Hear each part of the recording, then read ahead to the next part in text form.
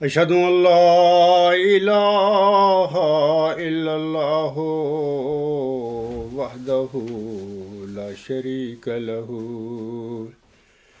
وأشهد أن محمدا عبده ورسوله أما بعد فأعوذ بالله من الشيطان الرجيم بسم الله الرحمن الرحيم الحمد لله رب العالمين الرحمن الرحيم مالك يوم الدين إياك نعبد وإياك نستعين اهدنا الصراط المستقيم صراط الذين أنعمت عليهم صراط الذين أنعمت عليهم غير المغضوب عليهم ولا الضالين۔ خاکسار نے گزشتہ خطبہ جمعہ میں منطق کے حوالہ سے کہا تھا، logic is a science that studies the laws of valid thought, یعنی منطق وہ علم ہے جو صحیح فکر کے قوانین کا مطالعہ کرتا ہے۔ علاوہ اس کے خاکسار نے قوانین کے حوالہ سے 3 اقسام کے قوانین کا ذکر بھی کیا تھا۔ مثال کے طور پر سیاسی قوانین، قوانین منطق اور قوانین قدرت۔ سیاسی قوانین سامعین کرام وہ ہوتے ہیں جو بدلے بھی جا سکتے ہیں اور توڑے بھی جا سکتے ہیں۔ مختلف ممالک میں سیاسی قوانین جو ہیں وہ مختلف ہوتے ہیں۔ جہاں تک امریکہ کا تعلق ہے، مثال کے طور پر وہاں پر ایک صدارتی طرز انتخاب ہے، ان کے اپنے قوانین ہیں سیاسی۔ انگلینڈ میں جو سسٹم ہے ان کا حکومت کا، وہ بھی جمہوری ہے، وہ پارلیمانی طرز کا حکومتی نظام ہے۔ پاکستان میں شروع میں پارلیمانی طرز حکومت کا نظام رہا، اور پھر اس کے بعد صدر ایوب صاحب نے صدارتی نظام جو ہے وہ نافذ کر دیا۔ بعد ازاں اب بھی وہاں پر پارلیمانی طرز حکومت ہے پاکستان میں۔ جہاں تک سیاسی قوانین کے توڑنے کا تعلق ہے تو اس سلسلے میں پاکستان میں گاہے بگاہے 3-4 ماشاء اللہ لگے ہیں، تو وہ سیاسی قوانین توڑنے کی مثالیں ہیں۔ دوسرے نمبر پر قوانین منطق ہیں۔ مثال کے طور پر منطق کے قوانین بدلے نہیں جا سکتے،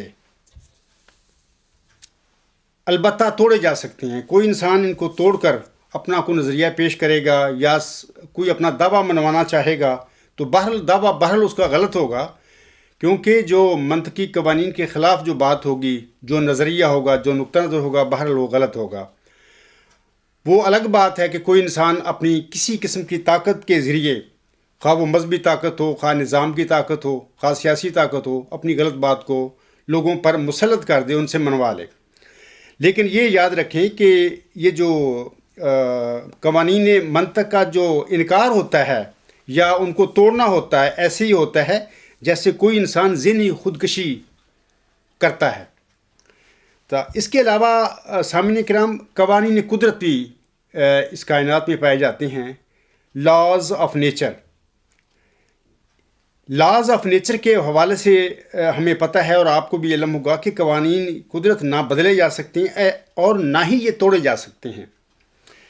میں نے اس کی تفصیل گزشتہ خطبہ جمعہ میں بھی سامعین کے آگے بتائی تھی، لیکن یہ بھی واضح رہے سامعین کرام قوانین قدرت کے حوالے سے کہ قوانین قدرت اپنے بنانے والے سے بالا نہیں ہیں، بلکہ وہ ان پر غالب ہے۔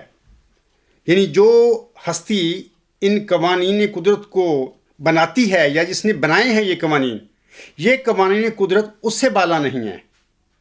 وہ ان قوانین قدرت پر، اپنے بنائے ہوئے قوانین قدرت پر بالا ہے. وہ جہاں چاہے اپنے بنائے ہوئے قوانین قدرت میں تبدیلی کر سکتا ہے، لیکن انسان قوانین قدرت میں تبدیلی نہیں کر سکتے. وہ اس بات پر قادر نہیں ہے انسان کہ وہ اللہ تعالیٰ کے بنائے ہوئے جو قوانین قدرت ہیں ان میں کوئی تبدیلی کر دے. وہ نہیں کر سکتے. سامعین کرام، جب قوانین قدرت میں تبدیلی کے ساتھ کوئی واقعہ ظہور میں آتا ہے تو ہم اسے معجزہ کہتے ہیں. It is called miracle. اور یہ بھی یاد رہے کہ جب اس قسم کا واقعہ نبیوں کے حوالہ سے ظہور میں آتا ہے تو وہ معجزہ کہلاتا ہے، اور جب اس قسم کا واقعہ ولیوں کے حوالہ سے ظہور میں آتا ہے تو ہم اسے کرامت کہتے ہیں. حضرت صلی اللہ علیہ وآلہ وسلم کی زندگی میں ہمیں بے شمار معجزات ملتے ہیں. جب آپ صلی اللہ علیہ وسلم کی پاکیزہ زندگی کا ہم مطالعہ کرتے ہیں تو ہم حضور صلی اللہ علیہ وآلہ وسلم کی زندگی میں بے شمار معجزات کا سنتے ہیں، پڑھتے ہیں. اسی طرح حضرت مرزا غلام السلام کی زندگی میں بھی سامعین کرام بہت سارے معجزوں کا ذکر ملتا ہے. خاکسار یہاں محمدی مریم حضرت مرزا غلام احمد علیہ السلام کی پاکیزہ زندگی میں سے اس قسم کے 2 واقعات کا ذکر کرنا مناسب سمجھتا ہے. ایک معجزہ ہے سرخی کے چھینٹوں کے نشان کا.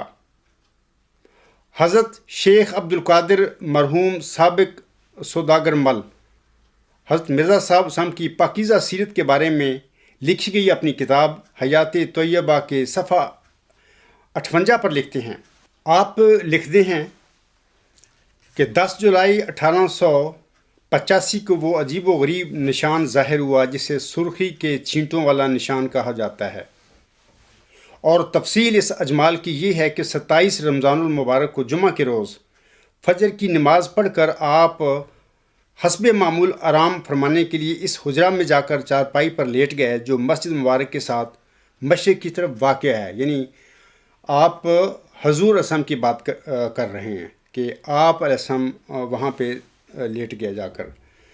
حضرت مولوی عبداللہ صاحب سنوری رضی اللہ تعالیٰ عنہ کا بیان ہے کہ میں اس وقت حضور کے پاؤں دبانے لگ گیا حتیٰ کہ آفتاب نکل آیا اور حجرہ میں روشنی ہو گئی. حضرت اقدس اس وقت کروٹ کے بال لیٹے ہوئے تھے اور منہ مبارک پر اپنا ہاتھ کونی کی جگہ سے رکھا ہوا تھا. میرے دل میں اس وقت بڑے سرور اور ذوق سے یہ خیالات موزن تھے کہ میں کیا خوش نصیب ہوں، کیا ہی عمدہ موقع اللہ سبحانہ تعالیٰ نے مجھے دیا ہے کہ مہینوں میں مہینہ مبارک رمضان شریف کا ہے اور تاریخ بھی جو 27 ہے مبارک ہے اور عشرہ بھی مبارک ہے اور دن بھی جمعہ ہے جو نہایت مبارک ہے اور جس شخص کے پاس بیٹھا ہوں وہ بھی نہایت مبارک ہے. اللہ اکبر! کس قدر برکتیں آج میرے لیے جمع ہیں. اگر خداوند کریم اس وقت کوئی نشان حضرت اقدس کا مجھے دکھلا دے تو کیا بعید ہے.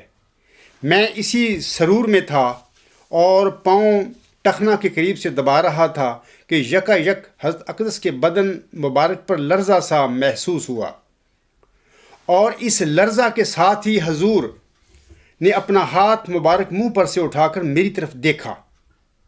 اس وقت آپ کی آنکھوں میں آنسو بھرے ہوئے تھے، شاید جاری بھی تھے، اور پھر اسی طرح منہ پر ہاتھ رکھ کر لیٹے رہے. جب میری نظر ٹخنا پر پڑی تو ایک قطرہ سرخی کا جو پھیلا ہوا نہیں بلکہ بستہ تھا مجھے دکھلائی دیا.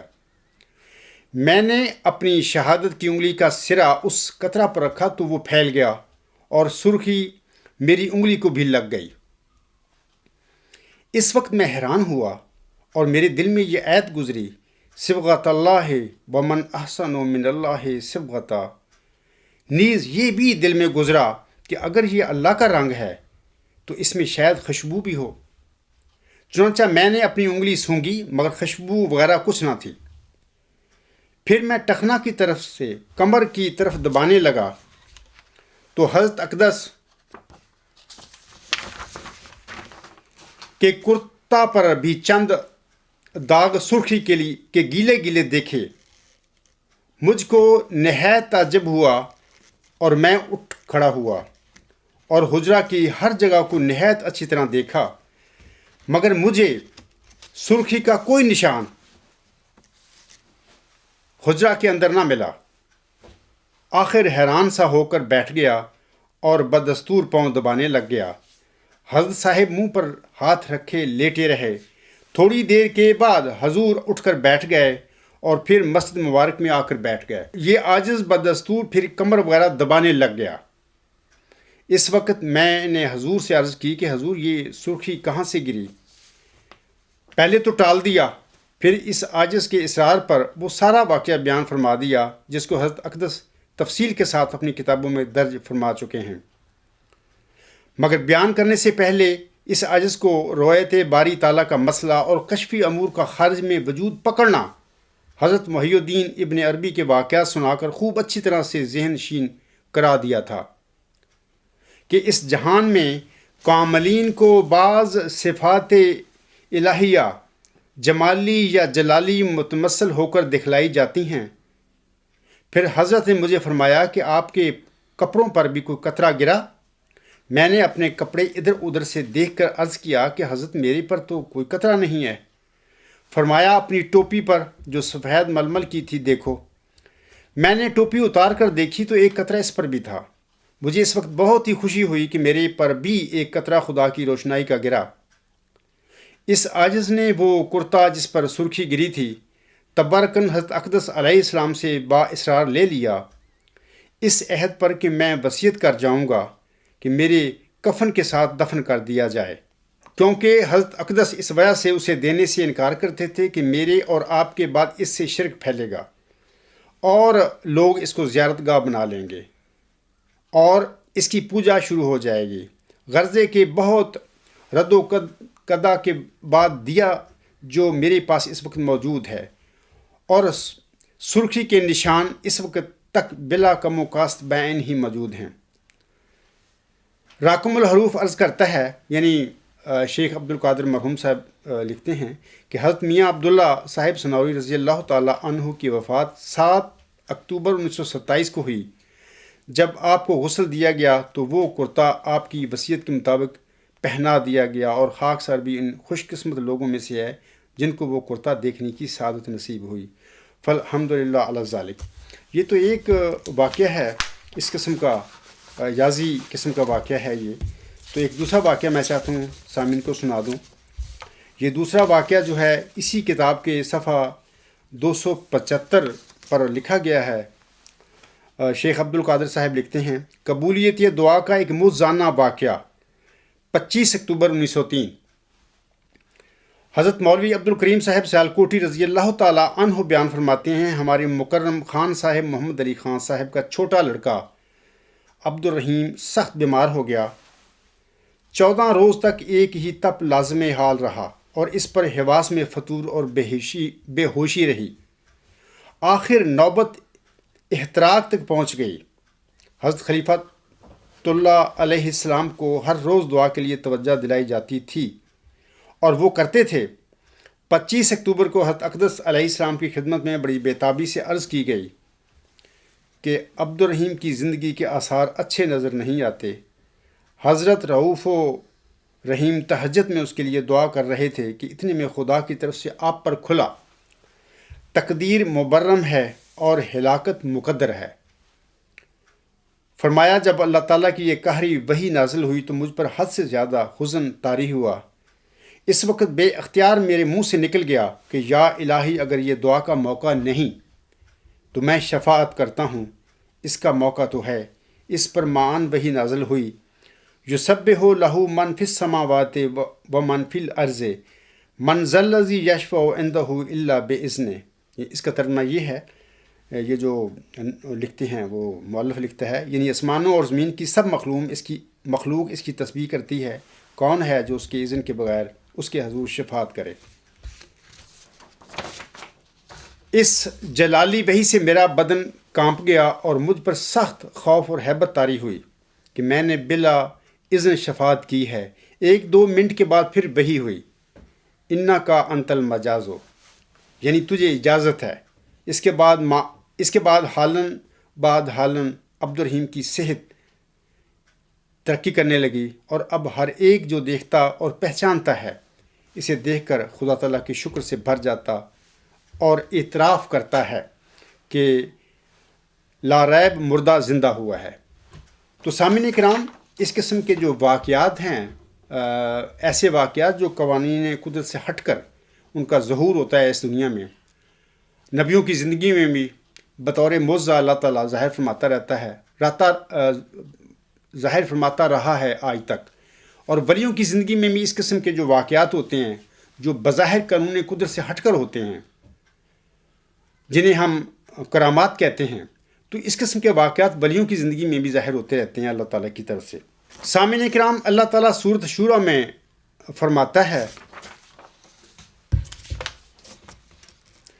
للہ ملک السماوات والارض یخلق ما یشاء یہب لمن یشاء اناثا ویہب لمن یشاء الذکورا او یزوجہم ذکرانا و اناثا وَيَجْعَلُ مَن يَشَاءُ عَقِيمًا إِنَّهُ عَلِيمٌ قدیر۔ یہ سورۃ شورى کی آیت نمبر 50 اور 51 ہے۔ ان آیات میں اللہ تعالیٰ فرماتا ہے، آسمانوں اور زمین کی بادشاہت اللہ ہی کے لیے ہے، وہ جو چاہتا ہے پیدا کرتا ہے، جسے چاہتا ہے لڑکیاں دیتا ہے اور جسے چاہتا ہے لڑکے دیتا ہے، یا کبھی لڑکوں اور لڑکیوں کو باہم ملا جلا کر دیتا ہے، اور جسے چاہے بانجھ بنا دیتا ہے۔ یقیناً وہ بڑے علم والا اور بڑی قدرت والا ہے۔ سامعین کرام، خاکسار اپنے بڑے بیٹے کی پیدائش کے 40 دن بعد، یعنی 10 ستمبر 1986 کو اللہ تعالیٰ کی رضا اور حکم کے مطابق اپنا شہر ربوہ اور اپنا ملک پاکستان چھوڑ کر جرمنی چلا آیا تھا، اور تقدیر مجھے گھیر گھار کر جرمنی کے ایک انتہائی شمالی شہر کیل میں لے آئی۔ خاکسار سے پہلے 1984 کے آخر میں میرے ایک ہم زلف عزیزم مبشرم شاہد صاحب بھی جرمنی آ چکے تھے، اور وہ ہمبرگ کے قریب ایک دوسرے شہر بنام شٹاڈے میں رہائش پذیر تھے۔ ہمارا ایک دوسرے کے ہاں آنا جانا تھا، اور میں نے اپنے ہم زلف کو اپنے دعویٰ یعنی موعود ذکی غلام مسیح الزماں کے بارے میں سب کچھ بتایا ہوا تھا۔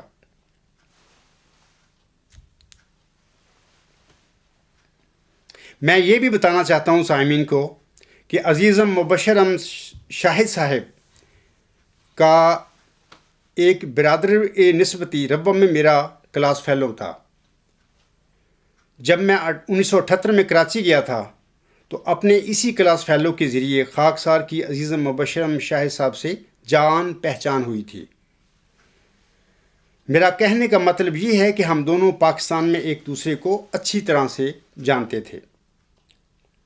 1981 میں خاکسار ایم اے کرنے کے لیے پنجاب یونیورسٹی میں داخل ہو گیا، اور اتفاقاً عزیزم مبشرم شاہد صاحب کے سسرال میں خاکسار کا بھی رشتہ جلسہ سالانہ 1982 کے موقع پر طے ہو گیا۔ بعد ازاں خاکسار کی شادی 27 اکتوبر 1985 کو ہوئی تھی۔ اس وقت عزیزم مبشرم شاہد صاحب جرمنی میں آ چکے تھے۔ سامعین کرام، 12 مارچ 1988 کو میرے دوسرے بیٹے احمد شیر غفار کی پیدائش ہوئی تھی۔ مبشر صاحب کے والد صاحب کی بھی خواہش تھی کہ اللہ تعالیٰ انہیں ان کے بیٹے مبشر احمد شاہد صاحب کے گھر میں کوئی بیٹا دکھائے۔ میرے ہم زلف کو اللہ تعالیٰ نے متواتر 4 بیٹیوں سے نوازا تھا،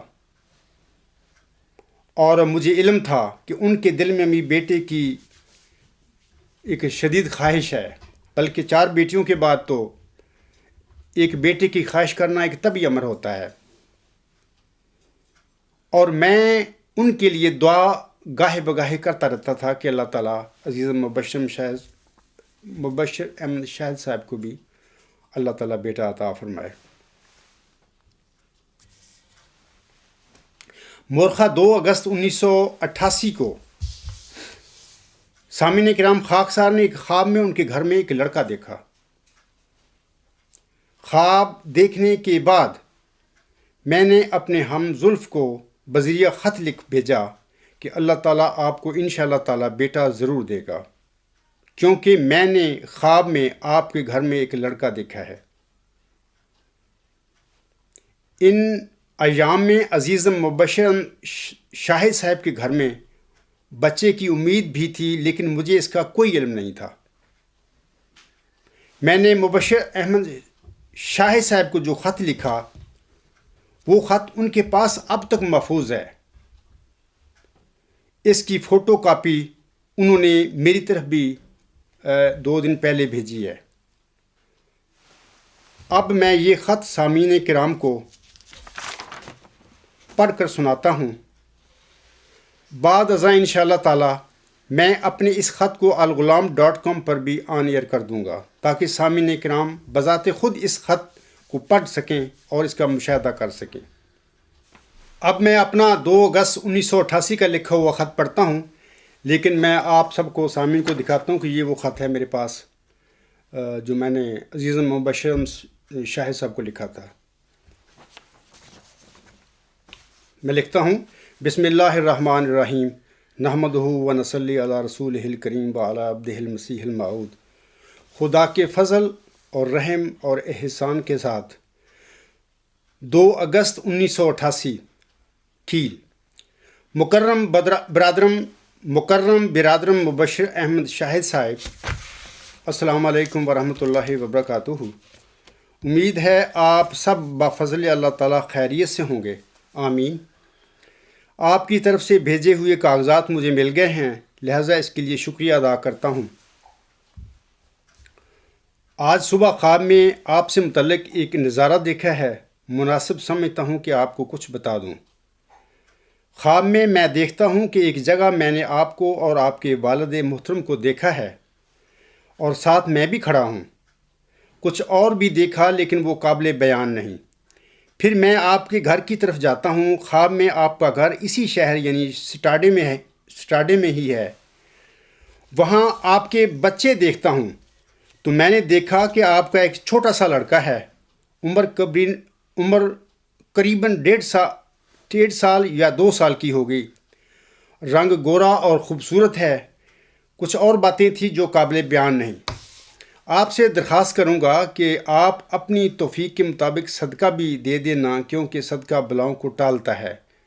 مزید تشریح کے لیے کچھ لکھتا ہوں۔ اولاً میں نے جن باتوں کو ناقابل بیان لکھا ہے، دراصل ان کے بیان نہ کرنے کی وجہ یہ ہے کہ ان کی حقیقت مجھ پر نہیں کھلی۔ اللہ تعالیٰ بہتر جانتا ہے، اگر حقیقت کھل گئی تو میں انہیں بھی بیان کروں گا، لہٰذا آپ ان کے بارے میں نہ سوچنا۔ ثانیاً یہ کہ علم غیب اللہ تعالیٰ کے پاس ہے، وہ جتنا علم اپنے کسی بندے کو دے اتنا ہی انسان جان سکتا ہے، آگے نہیں۔ بعض اوقات ایسا بھی ہوتا ہے کہ اللہ تعالیٰ اپنے بندے پر کچھ انکشاف فرماتا ہے، اس انکشاف کا مطلب اللہ تعالیٰ کے نزدیک کچھ اور ہوتا ہے، لیکن اس کا عاجز بندہ کچھ اور سمجھ بیٹھتا ہے، اور ایسی غلطیوں سے انبیاء اور رسول بھی باہر نہیں ہیں۔ میری تو کوئی حیثیت نہیں ہے۔ باقی ہم خیریت سے ہیں، شانی اور شیری دونوں ٹھیک ہیں۔ احمد شیر کو ہلکا ہلکا سا زکام لگا ہوا ہے۔ میرا اور بیبی کا آپ دونوں کو السلام علیکم، اور سب بچوں کو بہت بہت پیار، دعاؤں میں یاد رکھنا اور بھولنا نہیں۔ والسلام، آپ کا بھائی عبدالغفار، الیزابتھ اسٹراسے 18A 2300 کیل 14۔ آخر پہ میں تاریخ لکھتا ہوں 2/8/1988۔ سامعین کرام، جیسا کہ آپ جانتے ہوں گے کہ اب طبی سائنس اتنی ترقی کر چکی ہے کہ ڈاکٹر حضرات بچے کی پیدائش سے پہلے ہی اس کی جنس سے آگاہ ہو جاتے ہیں۔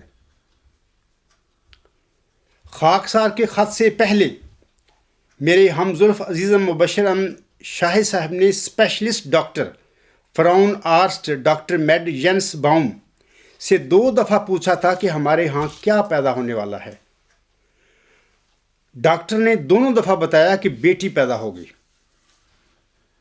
خاکسار کے خط ملنے کے بعد عزیز مبشر احمد شاہ صاحب نے تیسری دفعہ ڈاکٹر سے پھر پوچھا کہ ہمارے گھر میں کیا پیدا ہونے والا ہے، تو ڈاکٹر نے تیسری دفعہ بھی بتایا کہ بیٹی پیدا ہوگی۔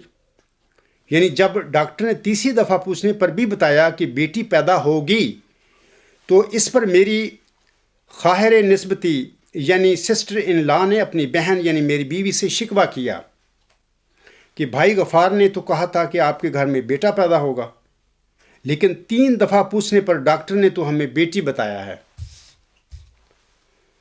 سامعین کرام، جب مجھے اس شکوہ کا علم ہوا تو میں نے اللہ تعالیٰ کے حضور دعا کی کہ اے اللہ تعالیٰ، میں نے خواب میں اپنے ہمزلف کے گھر میں ایک لڑکا دیکھا تھا اور یہ خواب تو نے ہی دکھایا تھا۔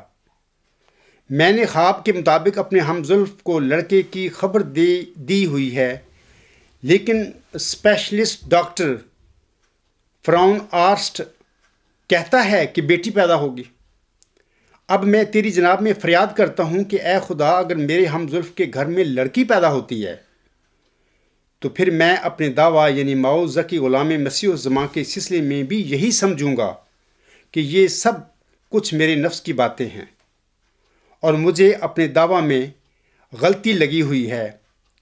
لیکن اگر واقعی میں اپنے دعویٰ معوذ ذکی غلام مسیح الزمان میں سچا ہوں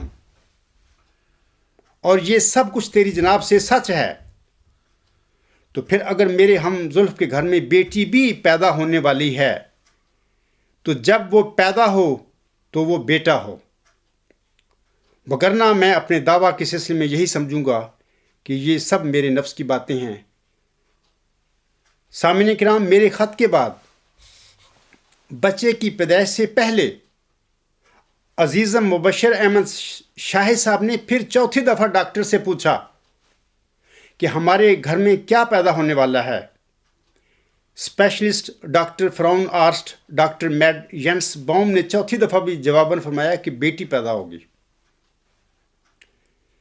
پیدائش سے تھوڑا پہلے عزیز مبشر احمد شاہ صاحب نے فراؤن آرسٹ ڈاکٹر میڈ ینس باؤم سے پھر 5ویں دفعہ پوچھا کہ ڈاکٹر صاحب، ہمارے ہاں بیٹی پیدا ہوگی یا کہ بیٹا؟ ڈاکٹر صاحب نے 5ویں دفعہ بھی بتایا کہ بیٹی پیدا ہوگی۔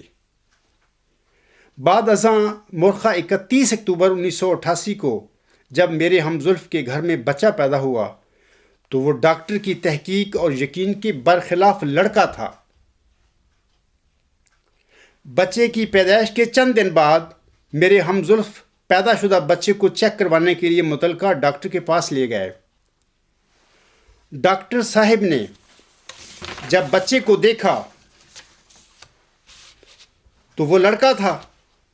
ڈاکٹر نے لڑکا دیکھ کر اپنا سر پکڑ لیا اور اس نے میرے ہمزلف سے کہا کہ یہ تو لڑکی تھی، یہ لڑکا کیسے ہو گیا؟ تو پھر وہ خود ہی کہنے لگا کہ یہ کوئی معجزہ ہوا ہے، یعنی کہ وہ انہیں جرمن زبان میں کہا۔ تو وہی لفظ جب میرے ہمزلف نے اپنے گھر میں جو ان کی بیٹیاں تھیں وہ جرمن جانتی تھیں، ان سے پوچھا تو انہوں نے یہی ترجمہ کیا کہ ڈاکٹر نے یہ کہا ہے کہ یہ کوئی معجزہ ہوا ہے۔ جناب خالد ایم ڈی صاحب، مجھے علم نہیں ہے کہ میڈیسن میں آپ کس فیلڈ کے اسپیشلسٹ ہیں، لیکن آپ نے اب تک ماں کے پیٹ میں بچوں کی جو تصویریں ای میل فورم پر ڈالی ہیں، اس سے تو پتہ ملتا ہے کہ آپ خواتین کے اسپیشلسٹ ڈاکٹر ہیں۔ یعنی آپ جیسے کہ جرمنی میں فراؤن آرٹس کہتے ہیں، یعنی خواتین کے جو اسپیشلسٹ ڈاکٹر ہوتے ہیں ان کو جرمنی میں فراؤن آرٹس کہتے ہیں۔ لگتا ہے کہ آپ اسی قسم کے ڈاکٹر ہیں۔ آپ بخوبی جانتے ہیں کہ ماں کے پیٹ میں بچے کی جنس کے متعلق ماہرین خواتین ڈاکٹر فراؤن آرٹس جو ہوتے ہیں وہ اندازاً نہیں بتاتے، بلکہ وہ ماں کے پیٹ میں بچے کے جنسی اعضاء کو دیکھ کر قطعی طور پر ماں باپ کو بتا دیتے ہیں کہ ان کا پیدا ہونے والا بچہ لڑکا ہے یا کہ لڑکی۔ یہ اندازے کی باتیں نہیں ہوتی ان کی ڈاکٹروں کی۔ جرمنی میں خواتین کے اسپیشلسٹ ڈاکٹروں کو فراؤن آرٹس کہا جاتا ہے، اور یہ بھی یاد رکھیں کہ طبی ریسرچ کے حوالے سے اگر جرمنی امریکہ اور انگلینڈ سے آگے نہیں تو ان ممالک سے پیچھے بھی نہیں ہے۔ جناب خالد ایم ڈی صاحب عزیز مبشر احمد شاہد صاحب کے گھر میں پیدا ہونے والے بچے کے متعلق ماہر خواتین ڈاکٹر نے بچے کی پیدائش سے پہلے 5 دفعہ پوچھنے پر ہر دفعہ بتایا کہ پیدا ہونے والا بچہ لڑکی ہے۔ اور یہ بھی یاد رکھیں کہ یہ کوئی عام ڈاکٹر نہیں تھا، جنرل فزیشین نہیں تھا یہ، اور نہ ہی وہ کم علم تھا، بلکہ اپنے فیلڈ میں وہ اسپیشلسٹ تھا، فراؤن آرٹس تھا۔ پوچھے جانے پر وہ ماں کے پیٹ میں بچے کی جنس کو دیکھ کر بتاتا رہا تھا کہ پیدا ہونے والا بچہ لڑکی ہے، نہ کہ وہ اندازے سے کیا سے یہ باتیں کر رہا تھا، اس نے کی تھی۔ بچے کی پیدائش کے بعد جب والدین بچے کو اسی ڈاکٹر کے پاس لے کر گئے تو وہ ڈاکٹر لڑکے کو دیکھ کر حیران رہ جاتا ہے اور اپنا سر پکڑ لیتا ہے اور بچے کے ماں باپ کو کہتا ہے کہ یہ تو لڑکی تھی، یہ لڑکا کیسے ہو گیا؟ سامعین کرام، بچے کی پیدائش سے پہلے ماں باپ کے پوچھنے پر اسپیشلسٹ ڈاکٹر یعنی فراؤن آرٹس 5 دفعہ پیدا ہونے والے بچے کو لڑکی قرار دیتا ہے۔ اسپیشلسٹ ڈاکٹر کی تحقیق کے برخلاف اللہ تعالیٰ اس لڑکی کو بطور لڑکا پیدا کر دیتا ہے۔ بچے کی پیدائش کے بعد جب وہی اسپیشلسٹ ڈاکٹر لڑکے کو دیکھتا ہے تو وہ اپنا سر پکڑ لیتا ہے اور برملا کہتا ہے کہ یہ تو لڑکی تھی اور یہ لڑکا کیسے ہو گیا؟ سامعین کرام، اللہ تعالیٰ نے اس عاجز کی درخواست پر خاکسار کے دعویٰ مئو ذکی غلام مسیح الزمان کی تصدیق کے لیے ایک لڑکی کو بطور لڑکا پیدا کر دیا۔ میں اپنے احمدی بہنوں، بھائیوں اور بزرگوں سے پوچھتا ہوں کہ ایک سچے مدعی کی دعا کے نتیجے میں اگر اللہ تعالیٰ ایک لڑکی کو بطور لڑکا پیدا کر دیتا ہے تو پھر کیا یہ ایک معجزہ نہیں ہوگا؟ کیا یہ ایک نشان نہیں ہوگا؟ اے میرے احمدی بہنوں، بھائیوں اور بزرگوں، اگر یہ ایک معجزہ نہیں ہے، اگر یہ ایک نشان نہیں ہے، تو پھر مجھے بتاؤ کہ اس کے علاوہ ایک معجزہ اور ایک نشان اور کیا ہوتا ہے؟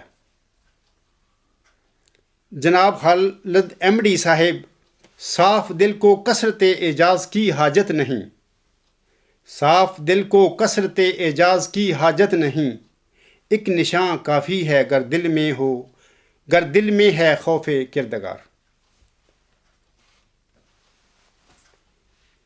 سامعین کرام، یہ 29 سال پہلے کا واقعہ ہے۔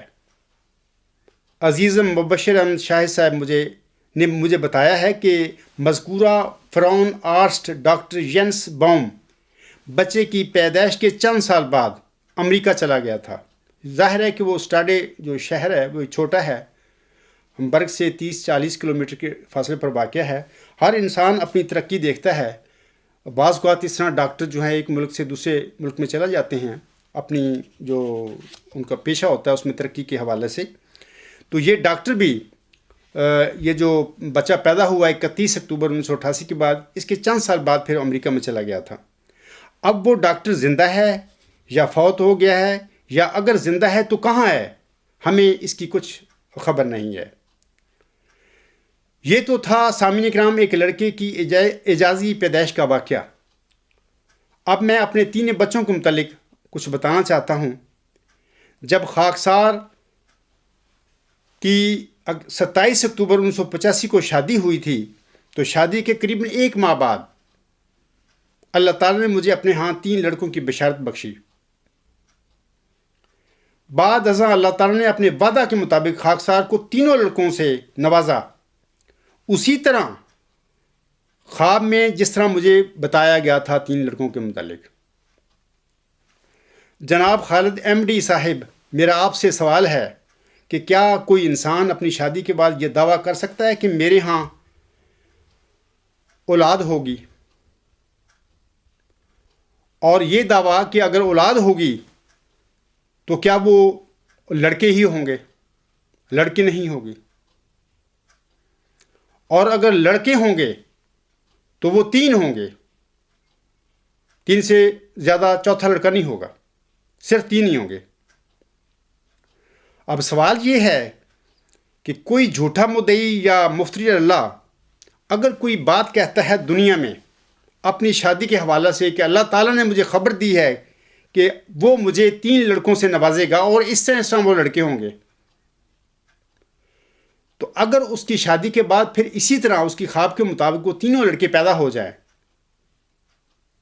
تو آپ خود سوچیں کہ کیا وہ بندہ ایک کاذب اور ایک مفتری اللہ نعوذ باللہ ہو سکتا ہے؟ اور جو اس نے دعویٰ کیا ہو یا وہ جس دعوے پر قائم ہو اللہ تعالیٰ کی طرف سے علم پا کر، وہ ایسا دعویٰ ہو جس کے ساتھ جماعت احمدیہ قادیان کا جو مود مسلح ہونے کا دعویٰ ہے بشیر الدین محمود احمد کا، وہ جڑ سے اکھڑ رہا ہو، اور ایک عظیم جماعت میں ایک اختلاف یا ایک فطرہ پیدا ہونے کی گنجائش ہو یا پیدا ہونے کا امکان ہو۔ آپ خود سوچیں کہ کیا اس قسم کے نعوذ باللہ من ذالک کاذب اور مفتری اللہ انسان کی خواب کے نتیجے میں اس کو بخشے گئے 3 لڑکوں کی بشارت جو ہے، کیا وہ عملاً وہ اسی طرح ہو جائے گی اس نعوذ باللہ جھوٹے اور کاذب انسان اور مفتری اللہ انسان کے زندگی میں ہو سکتی ہے؟ ہرگز نہیں ہو سکتی۔ شادی کے بعد 3 لڑکوں کی پیدائش کا دعویٰ کرنا تو درکنار، کوئی انسان یہ دعویٰ نہیں کر سکتا کہ اس کے گھر میں اولاد بھی ہوگی، اور اگر اولاد ہوگی تو وہ لڑکے ہی ہوں گے، لڑکی نہیں ہوگی، اور اگر وہ اور یہ بھی کہ لڑکے ہوں گے، اگر لڑکے ہوں گے تو وہ 3 ہی ہوں گے، 4 5 6 نہیں ہوں گے۔ تو یہ جو باتیں ہیں سامعین کرام، ایسی باتیں ہیں کہ ایک مفتری اللہ یا ایک کاذب انسان جو ہے، اور بطور خاص حضرت مرزا صاحب وسلم کی جماعت میں ایک پیروکار حضرت مرزا صاحب وسلم کا اگر ایک کاذب انسان اس قسم کی وہ خواب سناتا ہے تو وہ کبھی بھی پوری نہیں ہو سکتی، اور اگر وہ خواب لفظ بہ لفظ پوری ہوتی ہے تو اس کے دعوے پر تقویٰ کے ساتھ غور کریں، اس کے دعوے کو نظر انداز نہ کریں۔ یہ فکر کا مقام ہے احمدیوں کے لیے بھی، اور جو احمدیوں سے باہر لوگ ہیں مسلمان، ان کے لیے بھی۔ خالد احمدی صاحب، اللہ تعالیٰ کا خاکسار کو 3 لڑکوں کا وعدہ دینا اور پھر وعدہ کے مطابق 3 لڑکوں کا پیدا ہو جانا، کیا میری صداقت کا ایک بین نشان نہیں ہے، ایک کھلا نشان نہیں ہے؟ سامعین کرام، وہ خدا اب بھی بناتا ہے جسے چاہے کلیم، اب بھی اس سے بولتا ہے جس سے وہ کرتا ہے پیار، ہے خدا دانی کا آلہ بھی یہی اسلام میں، محض قصوں سے نہ ہو کوئی بشر طوفان سے پار،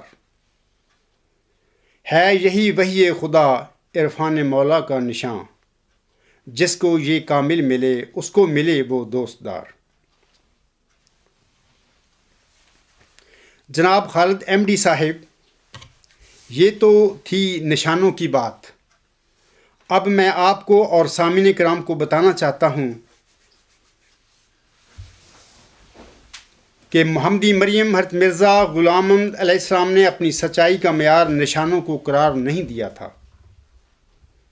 بلکہ فرمایا تھا کہ دراصل تمام ثواب کا دار و مدار ایمان پر ہوتا ہے، اور ایمان اس بات کا نام ہے کہ جو بات پردہ غیب میں ہو اس کو بعض قرائن کے ذریعہ سے قبول کر لیا جائے۔ اسی قدر دیکھ لینا کافی ہوتا ہے کہ قرائن موجودہ ایک شخص کے صادق ہونے پر بے نسبت اس کے کاذب ہونے کے بکثرت پائے جاتے ہیں۔ یہ تو ایمان کی حد ہے، لیکن اگر کوئی اس حد سے آگے بڑھ کر نشان طلب کرتا ہے تو اللہ تعالیٰ کے نزدیک وہ فاسق ہے، اور ایسے ہی لوگوں کے متعلق اللہ تعالیٰ نے فرمایا ہے کہ نشانوں کے بعد ان کا ایمان قابل قبول نہیں ہوتا۔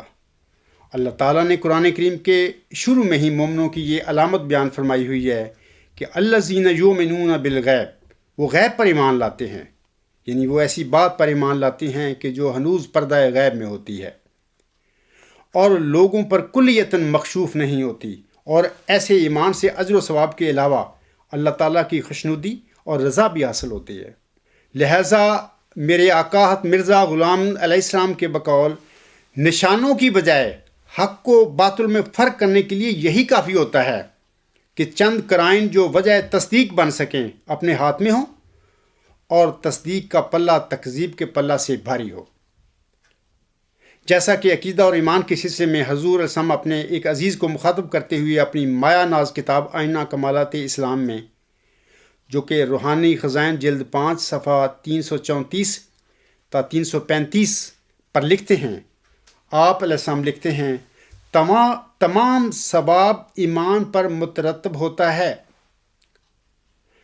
تمام ثواب ایمان پر مترتب ہوتا ہے، اور ایمان اسی بات کا نام ہے کہ جو بات پردہ غائب میں ہو اس کو قرائن مرحجہ کے لحاظ سے قبول کیا جائے، یعنی اس قدر دیکھ لیا جائے کہ مثلا صدق کے وجوہ کذب کے وجوہ پر غالب ہیں، اور قرائن موجودہ ایک شخص کے صادق ہونے پر بے نسبت اس کے کاذب ہونے کے بکثرت پائے جاتے ہیں۔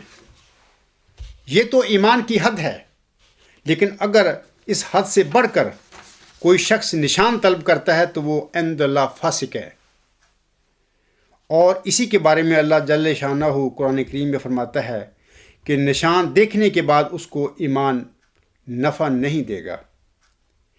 یہ بات سوچنے سے جلد سمجھ میں آ سکتی ہے کہ انسان ایمان لانے سے کیوں خدا تعالیٰ کی رضامندی حاصل کرتا ہے۔ اس کی وجہ یہی ہے کہ جن چیزوں کو ہم ایمانی طور پر قبول کر لیتے ہیں وہ بکل الوجوہ ہم پر مکشوف نہیں ہوتی۔ مثلا انسان خدا تعالیٰ پر ایمان لاتا ہے مگر اس کو دیکھا نہیں، فرشتوں پر ایمان لاتا ہے لیکن وہ بھی نہیں دیکھے گئے، بہشت اور دوزخ پر ایمان لاتا ہے اور وہ بھی نظروں سے غائب ہیں، محض حسن ظن سے مان لیتا ہے۔ اس لیے خدا تعالیٰ کے نزدیک صادق ٹھہرتا ہے، اور یہ صدق اس کے لیے موجب نجات ہو جاتا ہے، ورنہ ظاہر ہے کہ بہشت اور دوزخ اور ملائک ایک مخلوق خدائے تعالیٰ کی ہے، ان پر ایمان لانا نجات سے کیا تعلق رکھتا ہے؟ جو چیز واقعہ طور پر موجود ہے اور بدیہی طور پر اس کا موجود ہونا ظاہر ہے، اگر ہم اس کو موجود مان لیں تو کس اجر کے ہم مستحق ٹھہر سکتے ہیں؟ مثلا اگر ہم یہ کہیں کہ آفتاب کے وجود پر ایمان لائے اور زمین پر ایمان لائے کہ موجود ہے، اور چاند کے موجود ہونے پر بھی ایمان لائے، اور اس بات پر ایمان لائے کہ دنیا میں گدھے بھی ہیں اور گھوڑے بھی اور کھچر بھی اور بیل بھی اور طرح طرح کے پرند بھی، تو کیا اس ایمان سے کسی ثواب کی توقع ہو سکتی ہے؟ پھر کیا وجہ ہے کہ جب ہم مثلا ملائکہ کے وجود پر ایمان لاتے ہیں تو خدا تعالیٰ کے نزدیک مومن ٹھہرتے ہیں اور مستحق ثواب بنتے ہیں، اور جب ہم ان تمام حیوانات پر ایمان لاتے ہیں جو زمین پر ہماری نظر کے سامنے موجود ہیں تو ایک ذرہ بھی ثواب نہیں ملتا، حالانکہ ملائک اور دوسری سب چیزیں برابر خدا تعالیٰ کی مخلوق ہیں۔ بس اس کی وجہ یہی ہے کہ ملائک پردہ غیب میں ہیں اور دوسری چیزیں یقینی طور پر ہمیں معلوم ہیں، اور یہی وجہ ہے کہ قیامت کے دن ایمان لانا منظور نہیں ہوگا۔ یعنی اگر اس وقت کوئی شخص خدا تعالیٰ کی تجلیات دیکھ کر اور اس کے ملائک اور بہشت اور دوزخ کا مشاہدہ کر کے یہ کہے کہ اب میں ایمان لایا، تو منظور نہ ہوگا۔ کیوں منظور نہ ہوگا؟ اسی وجہ سے کہ اس وقت کوئی پردہ غیب درمیان میں نہ ہوگا تا اس سے ماننے والے کا صدق ثابت ہو۔ اب پھر ذرا غور کر کے اس بات کو سمجھ لینا چاہیے کہ ایمان کس بات کو کہتے ہیں اور ایمان لانے پر کیوں ثواب ملتا ہے۔ امید ہے کہ آپ بفضل ہی تعالیٰ تھوڑا سا فکر کر کے اس بات کو جلد سمجھ جائیں گے کہ ایمان لانا اس طرز قبول سے مراد ہے کہ جب بعض گوشے یعنی پہلو کسی حقیقت کے جس پر ایمان لایا جاتا ہے مخفی ہوں، اور نظر دقیق سے سوچ کر اور قرائن مرحجہ کو دیکھ کر اس حقیقت کو قبل اس کے کہ وہ بکلی کھل جائے قبول کر لیا جائے، یہ ایمان ہے جس پر ثواب مترتب ہوتا ہے۔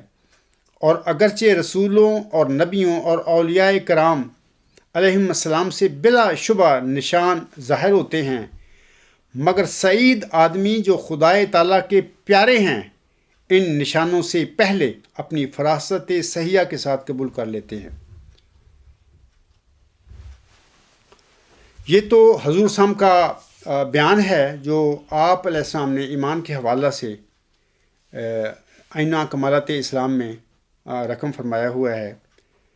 اب خاکسار خالد ایم ڈی صاحب کی ایک ای میل جو آپ نے عزیز محمد ناصر اللہ صاحب کو لکھی تھی پر کچھ عرض کرنا چاہتا ہے۔ خالد ایم ڈی صاحب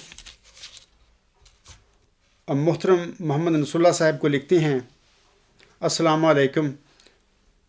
جمبا صاحب sent a letter to مبشر صاحب about this رویا specifying details of his رویا۔ تو ایم ڈی صاحب یہ خط جو ہے میں نے ابھی پڑھ دیا ہے خطبہ جمعہ میں۔ آپ انشاءاللہ تعالیٰ جب میں اس خط کو الغلام.com پر آن ایئر کروں گا اس وقت آپ اس پر دیکھ لینا اس خط کو بھی، اور اگر آپ چاہیں تو جرمنی آ کر عزیز مبشر شاہ صاحب سے مل کر یہ خط ابھی تک ان کے پاس محفوظ پڑا ہوا وہاں پر آپ دیکھ سکتے ہیں۔ آگے آپ لکھتے ہیں کہ اے اسپیشلسٹ ڈاکٹر، یعنی نمبر 2، اے اسپیشلسٹ ڈاکٹر چیکڈ سب کچھ and saw girl in uterus of mother at least twice. تو اس سے میں عرض کرتا ہوں کہ 2 دفعہ نہیں بلکہ 5 دفعہ فرعون 8 نے بچے کو دیکھا، اور 5 دفعہ دیکھنے کے بعد پوچھنے پر بتایا کہ آپ کے گھر میں عزیز مبشر صاحب کو کہا کہ آپ کے گھر میں بیٹی پیدا ہونے والی ہے۔ 2 دفعہ نہیں 5 دفعہ۔ نمبر 3 آپ لکھتے ہیں Jamba sahib prayed God to change this girl to boy, a divine sign for Zaki Ghulam Jamba. خاکسار نے اس کی تفصیل پہلے بیان کر دی ہے کہ بالکل میں نے دعا کی اور خواب میں نے دیکھا، اس میں اللہ تعالیٰ نے مجھے ایک لڑکا دکھایا، تو میں نے وہ اپنے ہم زلف کو خواب لکھ کر بھیج دی۔ تو میں نے پھر جب مجھے پتہ چلا کہ ڈاکٹر بار بار کہہ رہا ہے کہ پیدا ہونے والی بیٹی ہے، تو میں نے اللہ تعالیٰ سے یہ فریاد کی، یہ درخواست کی کہ اے خدا، اگر میں اپنے دعوے ماؤ ذکی غلام مسیح الزمان میں سچا ہوں تو پھر اگر وہ پیدا ہونے والی بیٹی بھی ہے تب بھی جب وہ پیدا ہو وہ بیٹا ہو تو پھر میں سمجھوں گا میں اپنے دعویٰ ماؤ ذکی غلام مسیح الزمان میں سچا ہوں، اور جو کچھ تیری جناب سے خبریں مجھے موصول ہوئی ہیں وہ سب حق پہ ہیں، وہ سب سچ ہیں۔ لیکن اگر بیٹی پیدا ہوتی ہے تو پھر میں اپنے دعویٰ ماؤ ذکی غلام مسیح الزمان کے متعلق بھی سمجھوں گا کہ یہ میرے نفس کی باتیں ہیں، اور میں مجبور ہوں گا پھر اس پہ نظر ثانی کروں وغیرہ وغیرہ۔ چوتھی بات آپ لکھتے ہیں کہ God informed Jamba sahib that God will change this girl to boy, a divine sign for Zaki Ghulam Jamba صاحب۔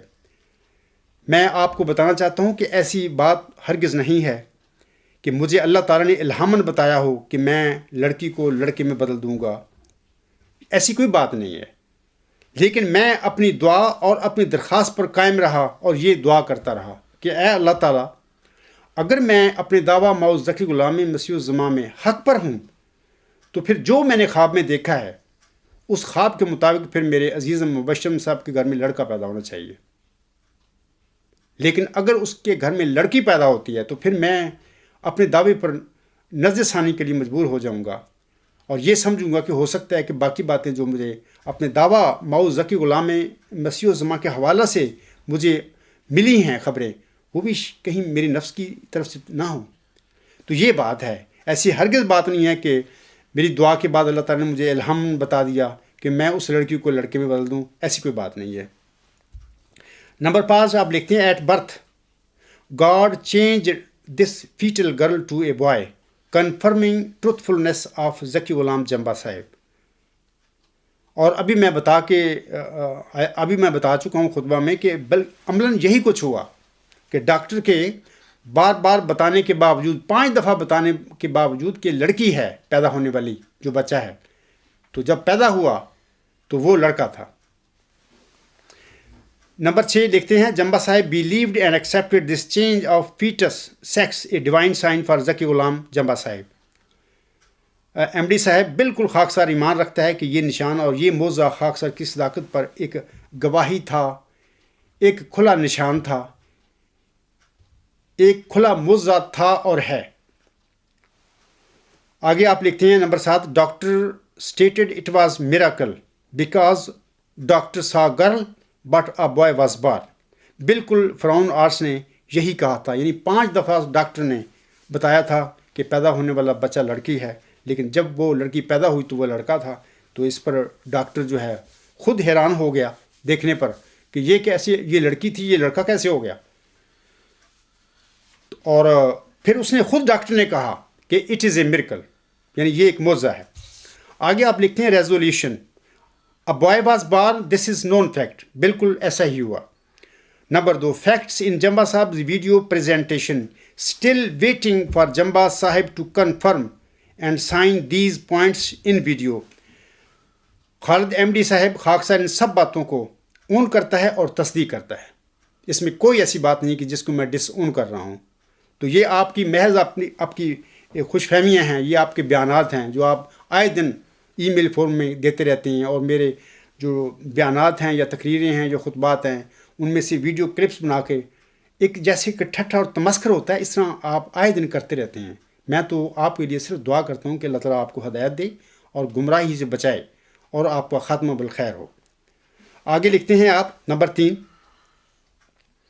Facts in prenatal record. We will confirm these facts from prenatal record of mother from her hospital after 2 is done. میں اس سلسلے میں بتانا چاہتا ہوں کہ یہ جو جرمنی ہے، میں جرمنی کا جانتا ہوں کہ جب کسی خاتون کو پریگننسی ہو جاتی ہے، اس کو پتہ چل جاتا ہے نارمل ڈاکٹر سے بھی، تو اس کو لازمی طور پر ایک فرعون آرٹس کو کرنا پڑتا ہے، مقرر کرنا پڑتا ہے. تو وہ وہاں پر جاتی ہے، تو وہاں پہ فرعون آرٹس اپنے اسکل، اپنے جو مہارت ہے اس کے ساتھ اس کو ڈلیوری کی ڈیٹ دیتا ہے، اور پھر ہر مہینہ اس خاتون کو چیک اپ کے لیے اس فرعون آرٹس کے پاس، اس ڈاکٹر جو اسپیشل ہوتا ہے خواتین کا کے پاس جانا پڑتا ہے. اور ڈاکٹر اس کو دیکھتا ہے، بچے کو، اس کی گروتھ اور اس کا پرورش جو بھی ہو رہی ہوتی ہے صحیح ہے، کوئی پرابلم تو نہیں، کسی عضو میں نقص نہیں، یہ ساری یہ تحقیق وہ کرتا رہتا ہے. پھر 4 مہینے کے بعد غالباً وہ یہ بھی بتا دیتا ہے ماں باپ کو کہ پیدا ہونے والا بچہ جو ہے لڑکی ہے یا لڑکا ہے. تو بات یہ ہے کہ یہ پرائیویٹ ڈاکٹر ہوتے ہیں، یہ ہسپتالوں کا تو کام نہیں ہے. تو ڈلیوری جو ہوتی ہے جرمنی میں وہ ہمیشہ کرنکن ہاؤس، یعنی ہاسپٹل کو ہم جرمنی میں کرنکن ہاؤس بولتے ہیں، تو وہاں پر ہوتی ہے. تو 9 مہینے کے بعد آٹومیٹکلی جو ڈلیوری ڈیٹ ہوتی ہے، اور اس وقت ایسے حالات پیدا ہو جاتے ہیں کہ پیدا ہونے والے بچے کی ماں کو ہسپتال جانا پڑتا ہے. تو وہاں پر ڈلیوری ہوتی ہے اور بچہ پیدا لے کر ماں باپ اپنے گھر میں آ جاتے ہیں. اب مجھے نہیں پتہ کہ جرمنی میں اس بات کا کوئی ریکارڈ رکھا جاتا ہے. پرائیویٹ جو ڈاکٹر ہوتے ہیں وہ بھی اس بات کا ریکارڈ رکھتے ہیں. میرے خیال میں میرے دونوں بچے جو چھوٹے ہیں 2، وہ ادھر جرمنی میں پیدا ہوئے ہیں. تو ان دونوں بچوں کو بھی جو ڈاکٹر تھا ہمارا فرعون آرٹس تھا، پیدائش سے بہت پہلے انہوں نے بتا دیا کہ یہ دونوں لڑکے ہیں. تو دونوں لڑکے ہی پیدا ہوئے.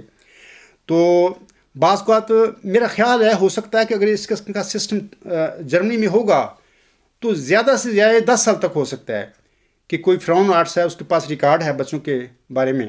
تو 10 سال کے بعد یقیناً نئے آ جاتے ہیں لوگ، تو پھر ہو سکتا ہے کہ وہ ڈیلیٹ کر دیتے ہوں، ضائع کر دیتے ہوں. جہاں تک بچے کا تعلق ہے، آپ آ سکتے ہیں جرمنی میں آ کر اسٹاڈے کے کرنکن ہاؤس میں 31 اکتوبر 1988 کو جو بچہ پیدا ہوا تھا اس کا اگر وہ ریکارڈ ان کے پاس ہے تو وہاں پہ آ کے چیک کر لیں. تو وہ جو پیدا ہوا تھا بچہ وہ لڑکا تھا، لڑکی نہیں تھا. اس کا نام منور احمد شاہد ہے. وہ جو میرے بچے ہیں اسی طرح وہ میرا بچہ ہے، بلکہ وہ میرا جو بھتیجا ہے اس کا داماد ہے. اب وہ خود ایک بیٹی کا باپ ہے. تو آپ اس بیٹے کو بھی آ کے مل سکتے ہیں، لڑکے کو. اور بیٹے کے جو والدین ہیں اس وقت ہمبرگ میں ہیں، آپ ان سے بھی ملاقات کر لیں. اور یہ جو باتیں میں بتا رہا ہوں خود حلفاً ان سے پوچھیں کہ عزیز مبشر صاحب کیا یہ واقعات جو جمبا صاحب بتاتا ہے اسی طرح ہوئے تھے؟ انشاءاللہ تعالیٰ عظیم مبشر صاحب اسی طرح حلفاً یہ باتیں بتائیں گے، کیونکہ یہ باتیں انہوں نے مجھے بتائی ہوئی ہیں جو میں آپ بتا رہا ہوں، یا پہلے آج سے پہلے جو میں نے خطبات میں اپنی تقاریر میں کہا ہے یا لکھا ہے، یہ سارا وہی کچھ ہے جو عزیز مبشر احمد صاحب نے مجھے بتایا. تو آپ جرمنی آ کر عزیز مبشر احمد صاحب کو مل کر ان باتوں پر جو حقائق میں بتا رہا ہوں اگر وہ ریکارڈ نہیں مل سکتا کسی وجہ سے تو آپ ان سے حلفاً پوچھیں کہ عزیز مبشر صاحب کیا یہی کچھ ہوا تھا سب کچھ جیسے کہ جنبا صاحب بتاتا ہے. آج میں جو خطبہ جمعہ بتا رہا ہوں تو انشاءاللہ وہ حلفاً تصدیق کریں گے، اور میں بھی اس خطبہ جمعہ میں حلفاً تصدیق کرتا ہوں ان سب باتوں کی کہ یہ سب باتیں ایسی ہی ہوئی تھیں. آگے چوتھا نمبر پر لکھتے ہیں کہ ہیئر سے از ناٹ ایویڈنس. بالکل ٹھیک بات ہے کہ سنی سنائی بات کی کوئی حقیقت نہیں ہوتی. تو یہ بات جو ہے سنی سنائی نہیں ہے بلکہ بیتی ہے، ہم اس سے گزرے ہیں، اور وہ جو والدین ہیں وہ میرے رشتہ دار ہیں، میرا ہمزلف ہے. اور میں یہ بھی آپ کو بتاتا ہوں کہ وہ ایسا انسان ہے کہ کبھی بھی کسی کے لیے جھوٹ بولنے کے لیے تیار نہیں ہوگا، ہمیشہ سچی بات کہے گا. خواہ کتنا بھی کوئی رشتہ دار اس کا قریبی ہوگا، ہمزلف ہوگا، بیٹا ہوگا، بھائی ہوگا، وہ بالکل سچ بولے گا. وہ کبھی بھی جس طرح میں نے ان کی زندگی کا مشاہدہ کیا آج تک، ہمیشہ وہ جھوٹ بولنے والا بندہ نہیں ہے، بالکل سچ بات کہنے والا ہے. خواہ سچ کے لیے کسی قسم کی بھی قربانی دینی پڑے وہ دے دیتا ہے اور دے دے گا. تو یہ سنی سنائی باتیں نہیں ہیں، یہ حقائق ہیں. آپ جرمنی آئیں اور عزیز مبشر صاحب سے ملیں اور ان باتوں کی ان سے تصدیق کریں. آگے آپ لکھتے ہیں arguments from both sides will not be part of above statement. مجھے آپ کی اس جو فکر ہے اس کی سمجھ نہیں آئی، آپ کیا کہنا چاہتے تھے.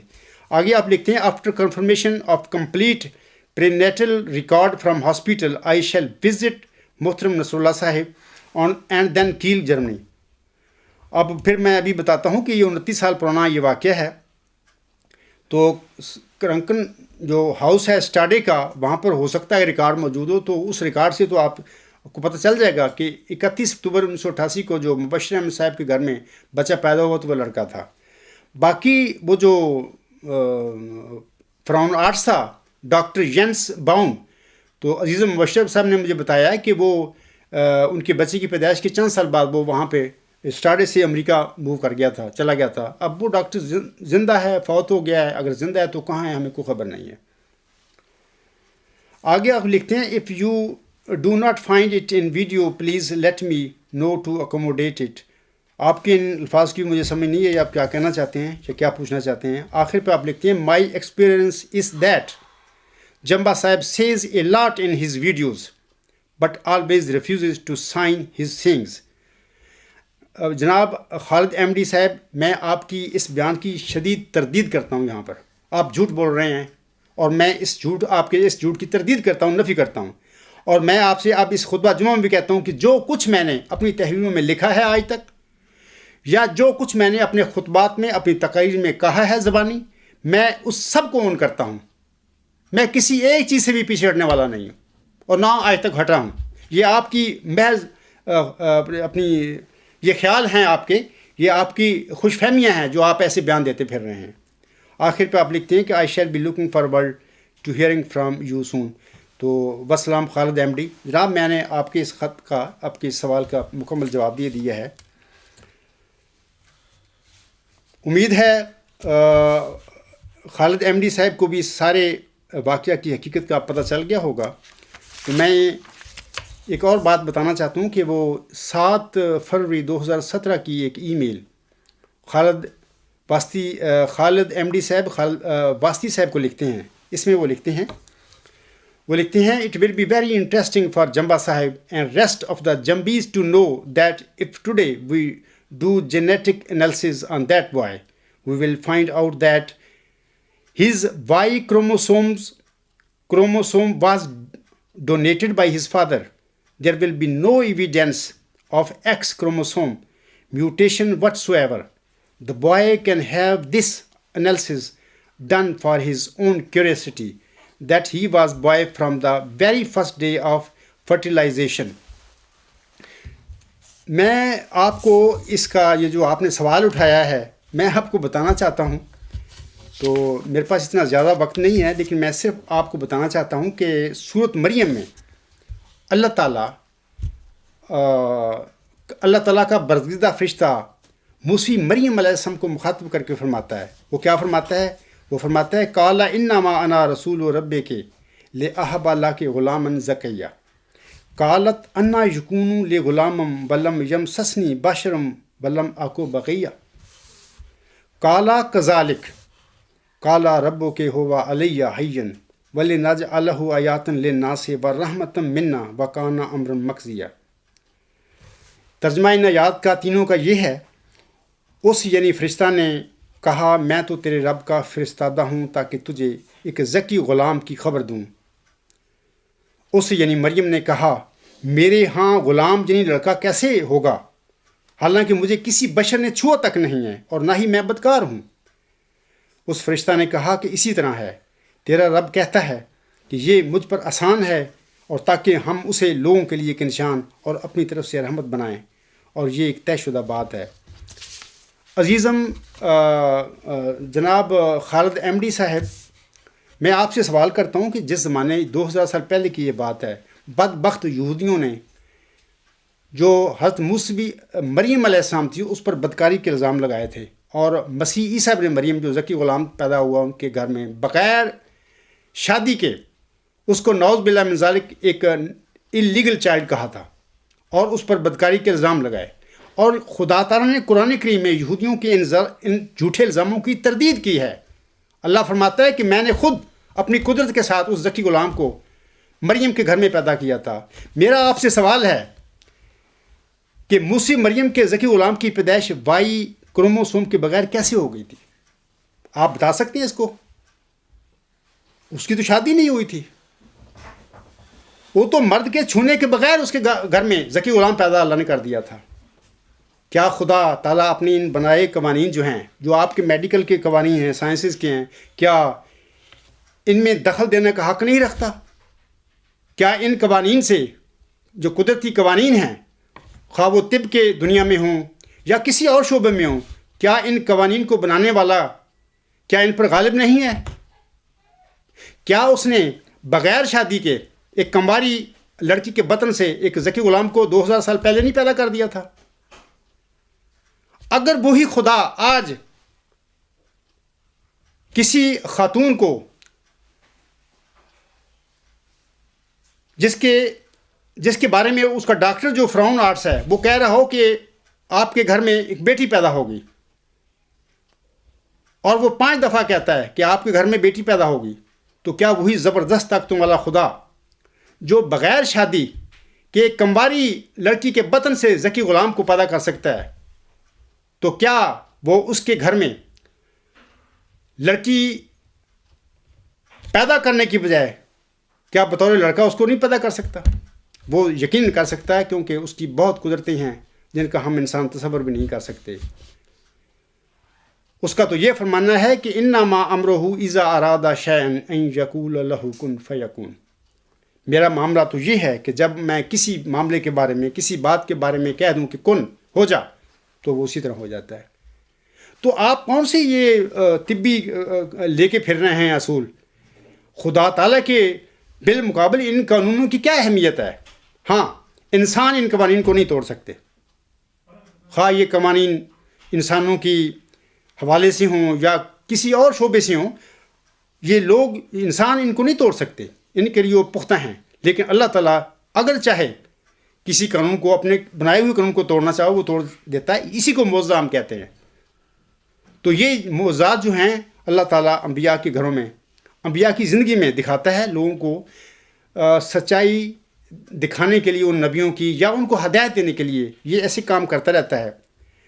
تو علاوہ اس کے میں آپ کو کہنا چاہتا ہوں کہ آپ اپنی ای میلوں میں یہ بھی لکھتے ہیں اکثر عزیزم رسول اللہ صاحب کے متعلق کہ ان کا بلائنڈ فیتھ ہے اس عاجز پر، اور اس نے تحقیق نہیں کی، یہ بھی آپ جھوٹ بولتے ہیں، آپ غلط باتیں اس انسان کی طرف منسوب کر رہے ہیں۔ میں آپ کو بتاتا ہوں آج پیدائشی احمدی ہیں، وہ پیدائشی احمدی نہیں ہیں، وہ خود تحقیق کر کے دعا کر کے احمدی ہوا ہے، حضرت مرزا صاحب کے قدموں میں آیا ہے۔ اور یہ سب دولتیں تب ملتی ہیں جب انسان کے اندر تقویٰ ہو، جب انسان سے تقویٰ ختم ہو جائے تو پھر ایسے غیر متقی لوگوں کو ہدایت نہیں ملا کرتی، نہ اللہ تعالیٰ دیا کرتا ہے، نہ ایسے لوگ اس قابل ہوتے ہیں کہ اللہ تعالیٰ انہیں ہدایت دے۔ آج بھی اگر اس نے اس عاجز پر اس دعوے کو قبول کیا، اس عاجز پر ایمان لایا ہے وہ، تو ایسے نہیں وہ لے آیا ایمان، اس کا فیتھ بلائنڈ نہیں ہے، بلکہ اس نے تحقیق کی اور دعا کی، اور اس کے ساتھ ساتھ یہ سب کچھ انہیں تقویٰ کے ساتھ کیا۔ اس نے تقوی کو نہیں چھوڑا. آپ جو ہیں خالد احمدی صاحب ہے یا خالد بیستی صاحب ہے، یہ سارے آپ لوگ پیدائشی احمدی ہیں، لیکن میں بڑے افسوس کے ساتھ کہتا ہوں کہ تقوی سے خالی ہیں.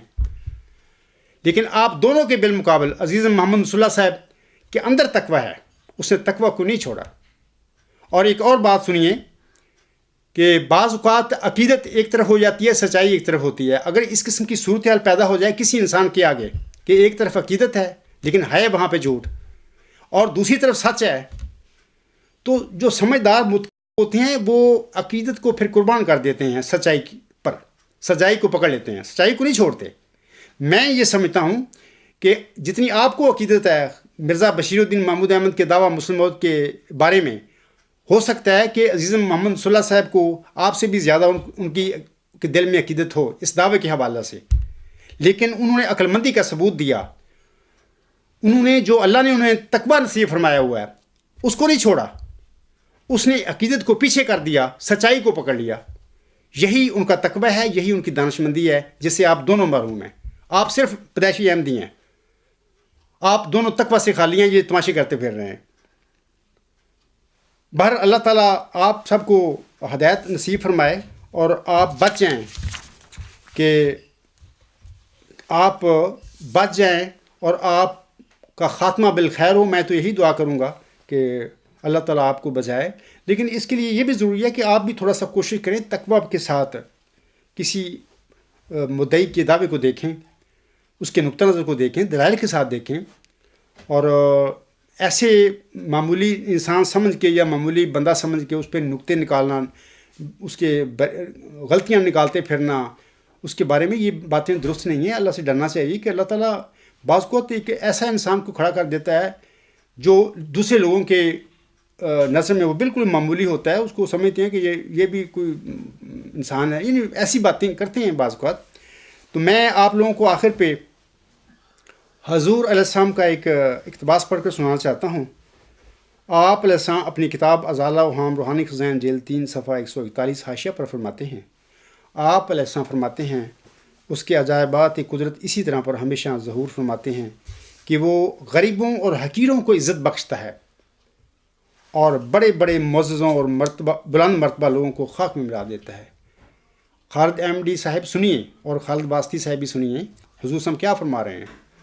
یہ جو آپ کی سوچ ہے اس کے بالکل برخلاف حضور صاحب فرما رہے ہیں. حضور صاحب فرما رہے ہیں کہ اس کے عجائبات قدرت اسی طرح پر ہمیشہ ظہور فرماتے ہیں کہ وہ غریبوں اور حقیروں کو عزت بخشتا ہے اور بڑے بڑے معززوں اور بلند مرتبہ لوگوں کو خاک میں ملا دیتا ہے.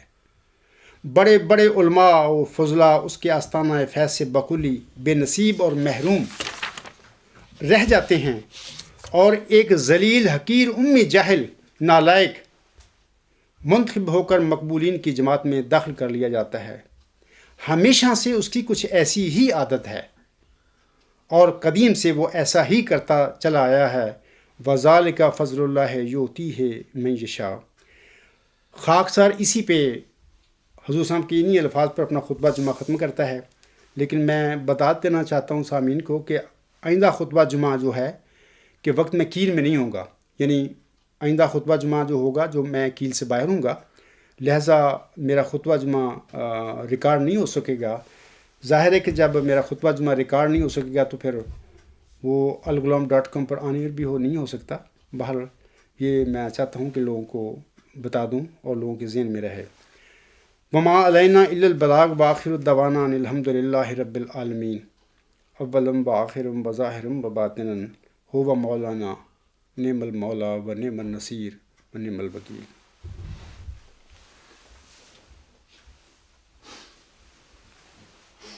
الحمد للہ نحمدہ ونستعینہ ونستغفرہ ونؤمن بہ ونتوکل علیہ ونعوذ باللہ من شرور انفسنا ومن سیئات اعمالنا.